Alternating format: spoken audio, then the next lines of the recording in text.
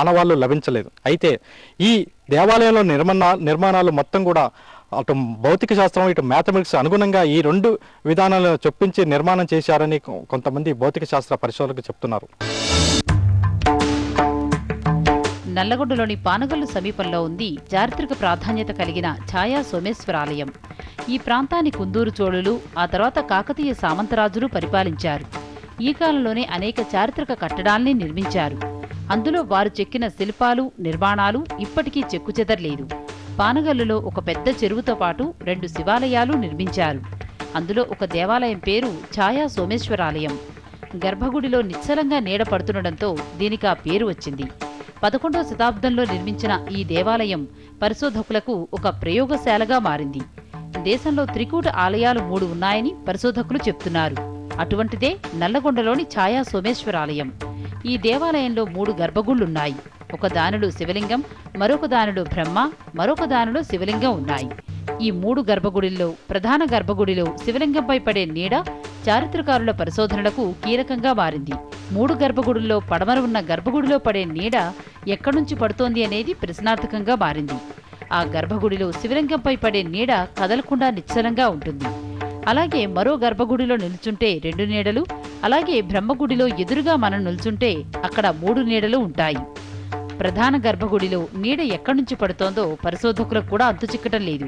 నల్గొండలోని Kakatiya concept school principal, physics అధ్యాపకుడు మనోహర్ గౌడ్ దీనిపై గత 2 నెలలుగా పరిశోధనలు చేశారు. పడమర ఉన్న గర్భగుడిలో నిశ్చల ఛాయ ఏర్పడ్డానికి ఆలయం తూర్పు వైపు నుంచి లోనికి ప్రవేశించే పరిక్షేపక సూర్యకాంతి కారణమని ఆయన చెప్తున్నారు. అలాగే తూర్పు వైపునున్న గర్భగుడిలో కూడా ఏకనిశ్చల ఛాయ పడే అవకాశం ఉంటుందని ఆయన చెప్తున్నారు.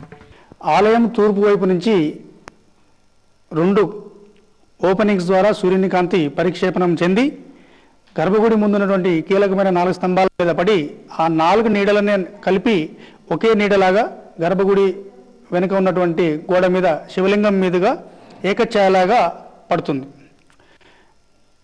ఈ విధంగా గర్భగుడిలో నీడలు పడడానికి కారణం ఏంటంటే ఈ స్తంభాల యొక్క అమరిక, తర్వాత కాంతి ప్రవేశించేటటువంటి ఖాళీ స్థలాలు, తర్వాత సూర్యుడు తూర్పు వైపు నుంచి పడమరకు ప్రయాణించేటటువంటి దిశ కూడా కీలకంగా ఉంటాయి. ఈ నిశ్చల కాంతిని మనం చంద్రుని కాంతిలో కూడా వీక్షించవచ్చు. చివరకు ప్రధాన గర్భగుడి ద్వారంలో ఉన్న 2 స్తంభాల మధ్య దూరాన్ని మారిస్తే ఈ ఛాయల్లో మార్పు వస్తోంది. ఈ దూరాన్ని ఏమాత్రం మార్చినా ఏకఛాయ 2 ఛాయలుగా విడిపోతుంది.